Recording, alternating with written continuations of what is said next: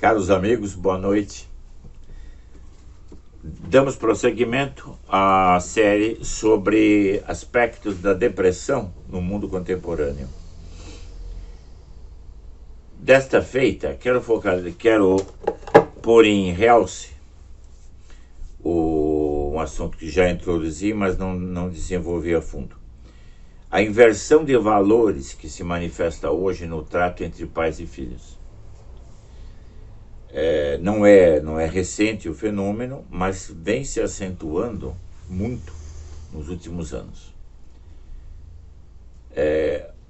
Repito o que já mencionei, a posição católica sobre o assunto referente às gerações é muito simples, é a soma das idades.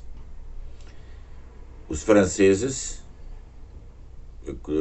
usam uma expressão, uma máxima, um adágio, que calha muito bem para o presente comentário. Se jeunesse savait, se vieillesse pouvait.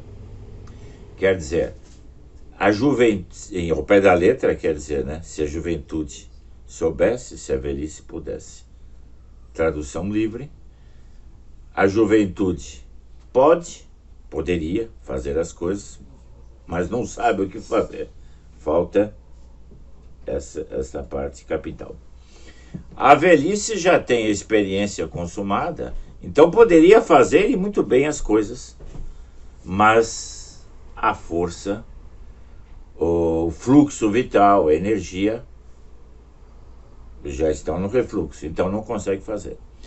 Como resolver esse impasse, esse paradoxo, aparente contradição? É simples. Cada época da vida traz, eu considero Acácio, cada época da vida traz a sua peculiaridade, com a variada gama de atributos, esplendor, manifestações características, caráter típico, e toda a sua sequela de deficiências, insuficiências correlatas a isso. Então, o que ocorre, o que é muito evidente na infância é isso. A infância, a adolescência, o viço, o frescor, o aspecto verdejante, florescente das grandes apetências, do grande ímpeto de realizações, isso é o que há de mais característico nessa fase. Mas, concomitantemente, as pessoas nessa idade padecem do quê? De reflexão, superficialidade, que mais? Visão curta, caráter afoito das iniciativas e assim por diante. O homem maduro deve ser aquele que acrescenta ao vigor e ao caráter fogoso da juventude já uma experiência adquirida na idade mais consolidada, mais segura, mais refletida, mais ponderada. E, por sua vez, o de idade mais provecta, os que estão no couchant, no poente, esses, o que são? São aqueles que tiveram oportunidade de somar as várias etapas, os vários aspectos da vida, retendo o que é de melhor. Bem, nós sabemos que, em razão do processo revolucionário, mormente depois da década de 60, essa correlação de forças, essa transição entre as várias etapas e períodos da vida, sofreu cambaleios, sofreu distorções e abalos que eu quase diria sísmicos. Mais recentemente, a entrada em cena das redes de comunicação social, com toda a sua sequela de particularidades e de uso sui generis relativo aos aparelhos, ao sistema de audição, visão, contato com a realidade. Tudo isso representou o quê? Uma mudança muito acentuada nesse equilíbrio que já era precário. Em 1968, na França, deu-se a famosa Revolução Sorbonne-Lanterre, que representou a quebra dos padrões clássicos de vida, de existência. Então, foi a revolução dos modos de ser. Essa revolução tendencial constituiu, então, um lance tremendo, um lance muito importante, na linha do esgarçamento do tecido social e da desaglutinação do convívio humano. Quer dizer, as instituições mais estabelecidas, como, já não me refiro à Santa Igreja Católica Apostólica Romana, porque me situo nesse momento apenas no aspecto temporal. A família, a escola, os organismos intermediários, tudo aquilo que povoa a mente das pessoas em formação, tudo aquilo passou por um solavanco enorme. E deu-se então, manifestou-se a chamada contestação. Falava-se na época em poder jovem, não é? Algo assim.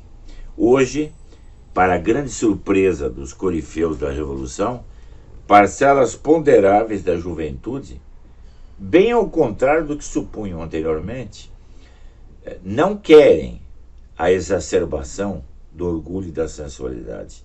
Não querem a anarquia, o amor livre e a revolta contra todas as instituições. Pelo contrário, desejam encontrar âncoras, sustentáculos que os firmem num ideal de luta, de confiança, de determinação e de vitória.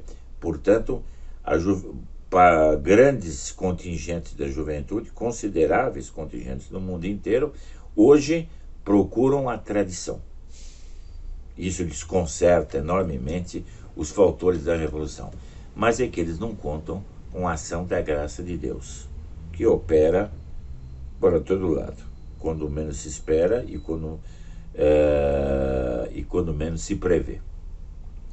Bem, caracterizando então o que está na gênese da atual depressão, vemos esse ponto capital. Uma rebeldia que já não é mais aquela rebeldia que nós vimos na década de 1960, contestação e revolta, rejeição de tudo aquilo que eram padrões consolidados, formas de ser, de agir, dignas, razoáveis, não extravagantes, não estapafúrdias. Não. Entrou uma fase mais acelerada do processo, que às vezes até assume notas galopantes, de uma brusca violência, vertiginosas, que significa uma alteração, uma inversão completa de valores.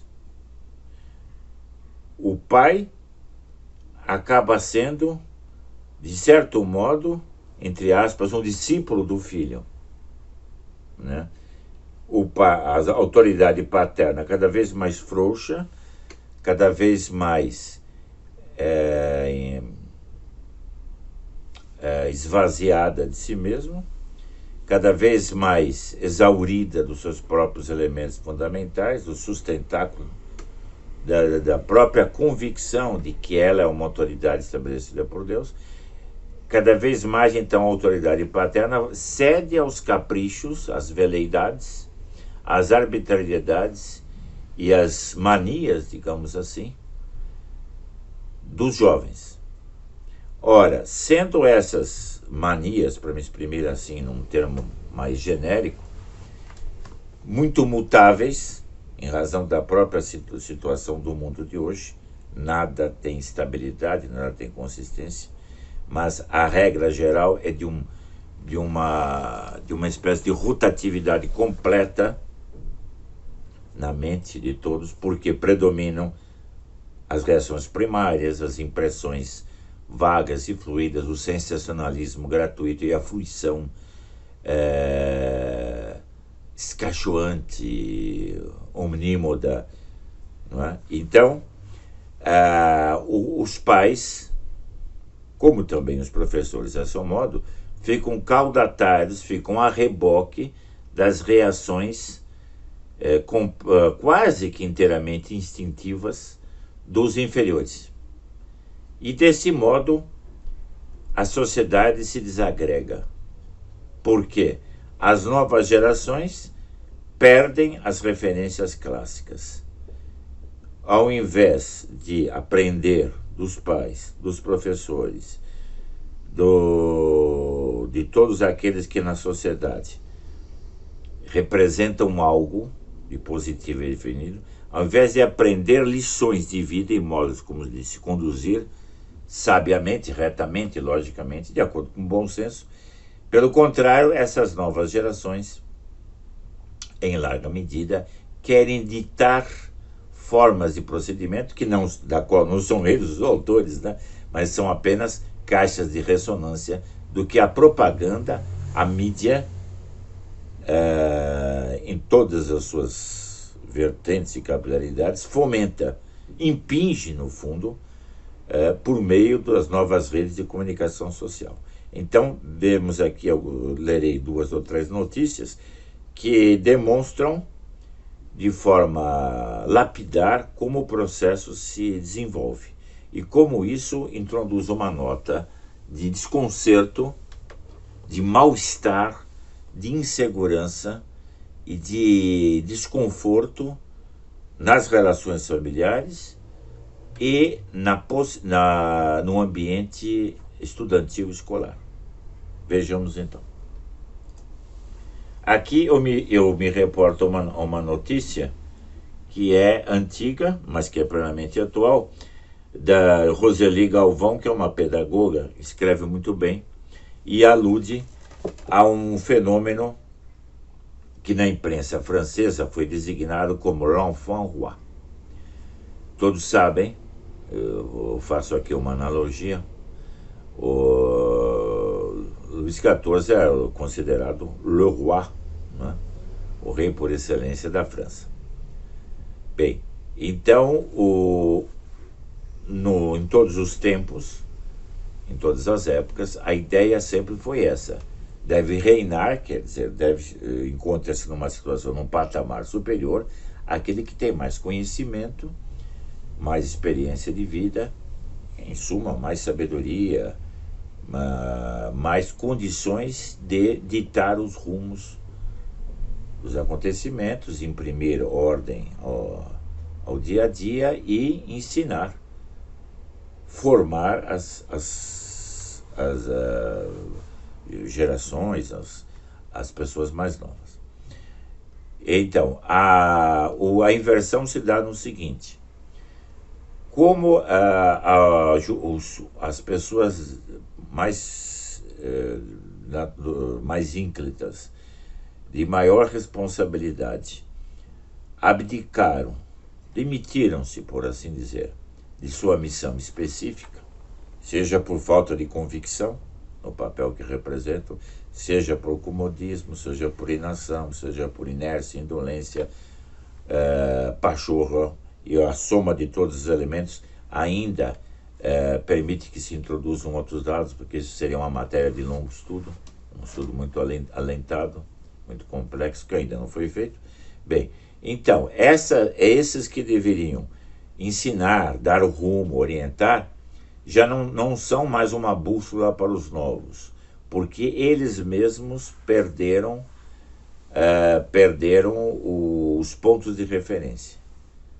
Quer dizer, são pais que, via de regra, não conseguem dar diretrizes aos filhos, não conseguem transmitir digamos assim, princípios já não digo, mas até mesmo os hábitos mentais consolidados já se depauperaram neles. E os filhos veem que os pais, que já foram, em muitos casos, transgressores das leis, porque esses pais podem ter sido, geralmente foram, em muitos casos, partícipes da Revolução da Sorbonne de 68, eram pais que transgrediam as regras. Não tinha, né? Então, sendo assim, não tem, né? Deixaram de ter elementos para introduzir o filho na vida de uma maneira razoável e sensata. Então, os filhos, vendo que os pais não têm coordenadas a lhes transmitir, ficam a trouxe-moche, ficam sem eira nem beira, digamos assim, numa posição incerta, numa enorme insegurança que facilmente leva à depressão. Vejamos então essa notícia. L'enfant roi, quer dizer, a criança rei, dita as regras, faz as cobranças e intimida, por meio do bullying, pais e professores. De antiga bússola dos filhos, os pais passaram a ser exclusivamente uma espécie de GPS para eles. Os conceitos de adulto superior, direção moral, praticamente deixaram de existir. Essa aqui, então, é a sinopse da notícia publicada, imagine, é de 2009, mais atual do que nunca, porque eu me tenho desdobrado, quer dizer, eu me tenho detido nessa sequência, na observação dessas mudanças, para ver em que medida o processo revolucionário ganha em intensidade, em volume, em agudeza e em agressão. E aqui nós temos, então, em 2009, o quadro se delineava assim. 10 anos depois, é claro que 11 anos, muito pior. Então, a notícia. Sofremos de um mal na atualidade, é a incivilidade. A toda hora somos obrigados a testemunhar cenas de grosseria entre as pessoas, falta de respeito pelo espaço que usamos e absoluta carência de cortesia nas relações interpessoais. Os adultos perderam a vergonha de ofender publicamente, em alto e bom som, de transgredir as normas da vida comum por quaisquer razões. É o que eu estava comentando. Se são remanescentes da Sorbonne e da Revolução Estudantil, em grande medida, esses pais ou superiores, claro está que eles não serão porta-vozes de princípios estáveis e duradouros. Para eles, a verdade e a moral são relativos. Que poderão, então, eles transmitir? Ninguém dá o que não tem, se eles mesmos estão exauridos, dessorados da fibra doutrinária e moral que deveria ser o baluarte das novas gerações, que deveria inspirar os novos. Por isso, perdemos totalmente a sensibilidade pelo direito do outro. Veja agora como isso, 10 anos depois, é muito mais acentuado. Quer dizer, o tecido social cada vez mais parece mais povoado de galáxias autônomas do que, ou então uma colcha de retalhos muito mal alinhavada, do que um conjunto, um panorama em que tudo se articula e organiza em torno de um eixo. Quer dizer, a ordem social está abalada por vários fatores. De um lado, fala-se no princípio identitário. Claro, esses, vendo que não há mais coesão social, procuram abrigar-se nas heranças ancestrais legítimas, boas, que deem a cada qual a ideia de que não é uma rolha no oceano, não é um anônimo qualquer. Aliás, diante de Deus, ninguém é anônimo, né? Mas que ele pode, então, fincar-se em algo que representa um conjunto, por menor que seja. Bom, de um lado, então, o princípio identitário, e de outro, o movimento, como é que eu diria, de afastamento, não é? do núcleo central, em que as pessoas preferem viver mais ou menos voltadas para si, ignorando o convívio humano e os organismos sociais. Um processo de introspecção narcisístico que tem a sua expressão máxima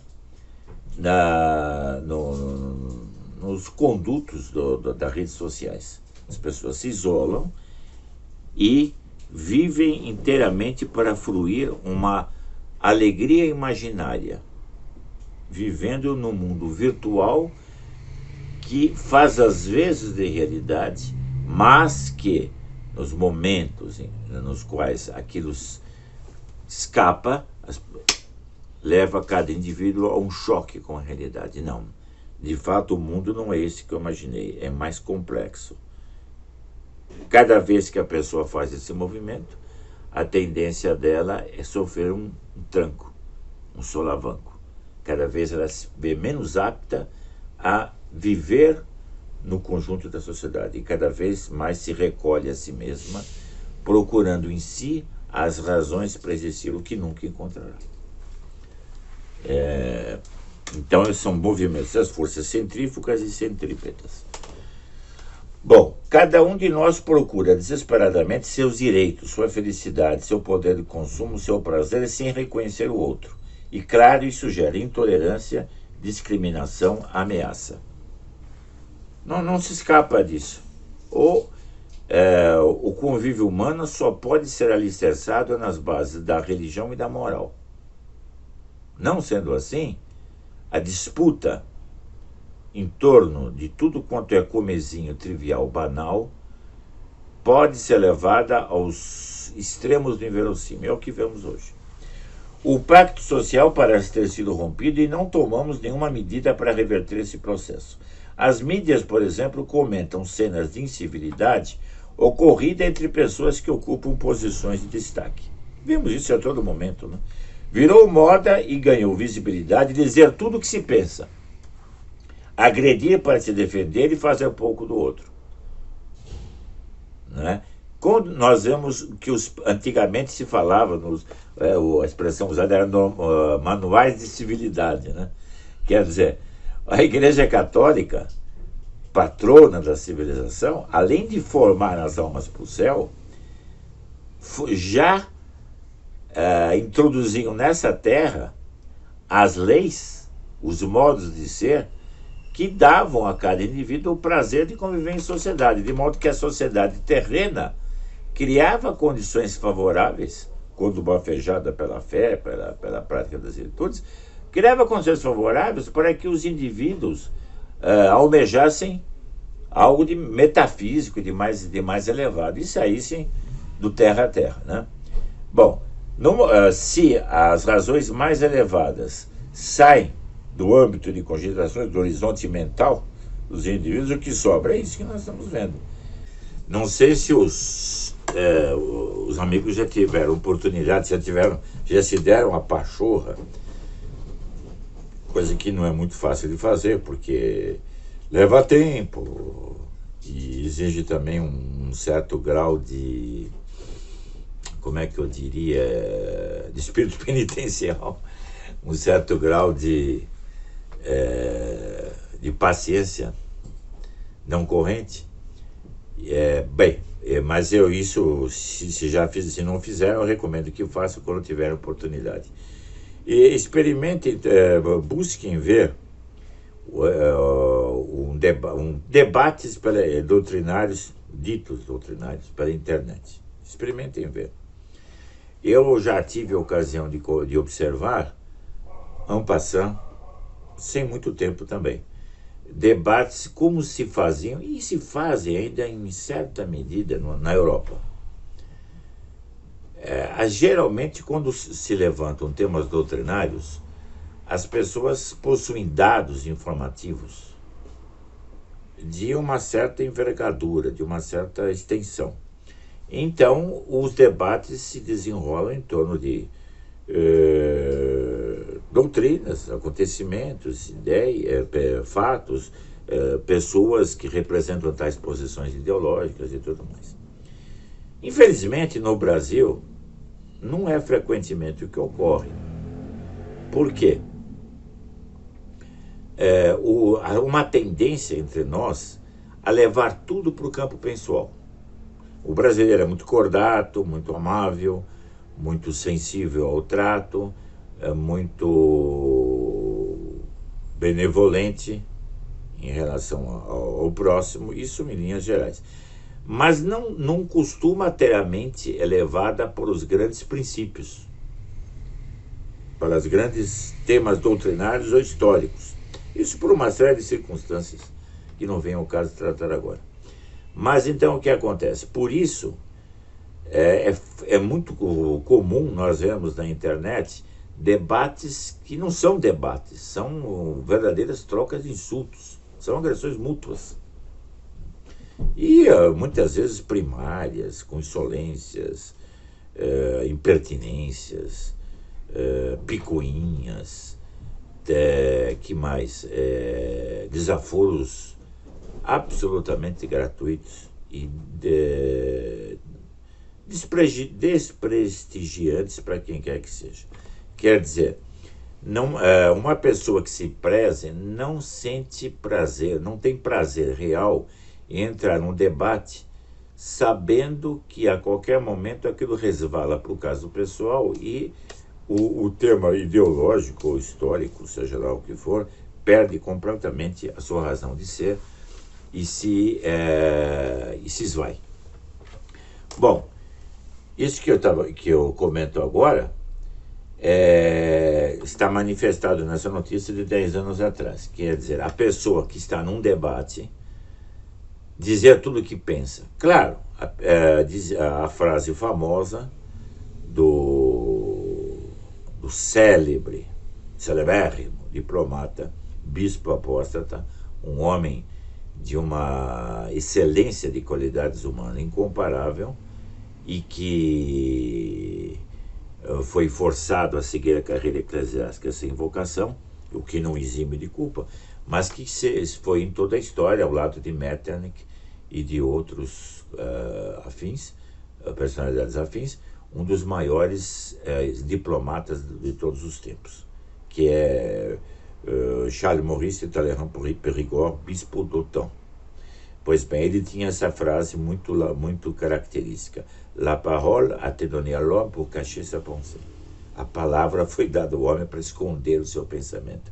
Isso é a consagração da mais completa amoralidade, claro. Então, isso está errado. Mas há um outro extremo que devemos lembrar. Nenhum ser humano, nenhum homem, nem sempre todo indivíduo está disposto a ouvir de todo mundo aquilo que a pessoa quer dizer, que o todo mundo, um qualquer, quer dizer. Em suma, é preciso ter conta, peso e medida. Num debate público, o debate público não é um debate privado, então a esfera pública é uma coisa, a esfera particular é outra. É preciso, então, como faziam os grandes estadistas, as famosas tribunas, é preciso ter noção clara do que é veiculado de público e em que termos, de modo que a pessoa não seja ofensiva para o oponente, porque o oponente não é inimigo, é um contendor, quer dizer, uma pessoa com quem há um debate que deve ser elemento de formação para terceiros e de engrandecimento mútuo, e não, evidentemente, uma disputa grotesca e grosseira. Mas essa noção já se perdeu, porque são princípios de civilidade que tinham origem nos hábitos mentais da civilização cristã, ocidental, ex-cristã, vamos dizer. Então, ficando isso no ouvido, numa segunda plana, as más tendências afloram. Então, quase que o debate doutrinário é um pretexto para que a pessoa extravase todas as suas más tendências da maneira mais indesejável possível, não é? Então, a arena doutrinária facilmente se transforma numa arena de conflitos pessoais e mesquinhos. Continua. Pessoas que ocupam cargos de chefia expressam seu descontentamento com seus funcionários aos berros e assim por diante. Prossegue a notícia. Ao mesmo tempo, então aqui é o outro lado da moeda, o verso e o reverso, né, do que estou tratando, crescem, falei, portanto, das gerações mais velhas. Agora estamos falando dos novos. Crescem entre os mais novos problemas como falta de limites, indisciplina e falta de respeito pelo outro. O fenômeno conhecido por bullying, intimidação física ou psicológica, assusta crianças e adolescentes e preocupa pais e professores. Nas escolas do mundo inteiro, o clima é de falta de respeito generalizado, mesmo que essa expressão seja usada de modo impreciso.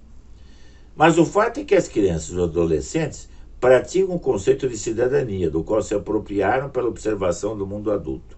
Quer dizer, tomaram para si o encargo de ser referência, quando eles não são referência para nada, nem para si mesmos. Houve um pequeno corte na gravação por causa da bateria. Prosseguimos então. O fenômeno conhecido por bullying, intimidação física ou psicológica, assusta crianças e adolescentes e preocupa pais e professores. Nas escolas no mundo todo, o clima é de falta de respeito generalizado, mesmo que essa expressão seja usada de modo impreciso. Mas o fato é que as crianças e adolescentes praticam o conceito de cidadania, do qual se apropriaram pela observação do mundo adulto. Bem, praticam o conceito de cidadania. Como é que podem transmitir algo que eles não receberam? Certo? Ninguém dá aquilo que não tem. Se os jovens não assimilaram princípios, não têm hábitos mentais vincados, legados para as gerações anteriores, é natural que eles se vejam sem capacidade de esgrimir ideias, sem capacidade de enfrentar os problemas, sem meios de expressão para entrar no convívio social de uma maneira saudável e entretida, interessante e proveitosa. Continuamos então. A jornalista Roseli Galvão, pedagoga, continua. Nas escolas do mundo todo, em uma conversa com crianças que frequentam o ensino fundamental, portanto bem novos, né, ouvi relatos que me deixaram muito pensativa.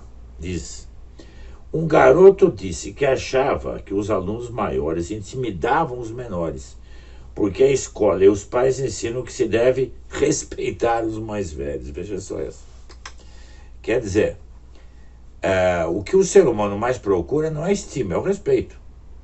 E sem temor, não há amor, diz a Sagrada Escritura. Claro que não se trata de um temor pavor, é um temor reverencial, não é? Mas o que ocorre? Hoje há um desfiguramento, uma distorção notória nessa ideia de amor. A impressão que fica pendente é essa: contrariar uma criança é desamor, é faltar com carinho. A Sagrada Escritura diz o contrário: o pai que poupa a vara o seu filho não ama seu filho. Entendamos, portanto, o seguinte: essa inversão de valores encontra aqui a sua expressão mais clara.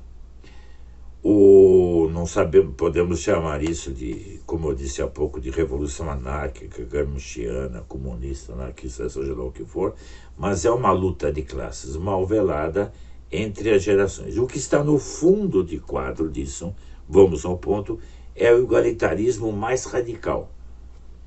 A ideia de que são todos iguais, quer dizer, o professor não é mais que o aluno, o pai, a mãe, nenhum deles é mais que o filho e assim por diante. O igualitarismo é o princípio metafísico que destrói as bases da vida social. Esse é o ponto que nós devemos frisar. Bem, aí continua. Veja você, o conceito de mais velho deixou de significar adulto ou velho e passou a ser usado como de mais idade. foi dessorado, ele foi despido de seu sentido verdadeiro, não é? Quer dizer, a questão não é uma diferença de idades, é o grau de maturação que normalmente dá ensejo o maior tempo de vida. Não obrigatoriamente, porque é aquela frase famosa de Camões que todos sabem, que nas pessoas bem-nascidas a glória ou a sabedoria não espera a idade, é claro isso, não há dúvida. Mas a linha geral é essa, é que o desenvolvimento das capacidades corresponda a determinadas faixas de idade. Isso é o equilíbrio natural. Concluímos agora, então. Uma criança de 1 ou 2 anos a mais que a outra já se considera mais velho, e assim pode explorar os de menor idade. Então é uma espécie de colisão contínua, de enfrentamento tolo e obtuso, que leva a uma dilaceração completa. Talvez seja em casa, na escola, podemos ampliar esse conceito aprendido pelas crianças e, além da idade, pensar em poder, por exemplo. Isso nos faz pensar que bullying ocorre principalmente, mas não apenas, porque crianças e adolescentes desenvolvem relações assimétricas entre elas, e por assim dizer, do tamanho de força e poder. Quer dizer, a discussão é em torno disso. Quem é mais baixo, mais alto, mais feio, mais bonito, mais claro, mais escuro, sei lá o quê. Conceitos que são totalmente secundários no relacionamento humano. Então, a natureza das relações humanas se desconfigura e entra num processo de erosão. Os homens, isso é uma tribalização da vida, um evanecimento das relações sociais que tem como fundo de quadro o apagamento da lógica e do bom senso, a extinção, por assim dizer, da luz da razão. Conclui a notícia com o último parágrafo. Talvez seja em casa, na escola, que pais e professores possam e devam repensar e reinventar o conceito de cidadania. Quando ela fala de cidadania, significa a convicção acerca dos próprios princípios.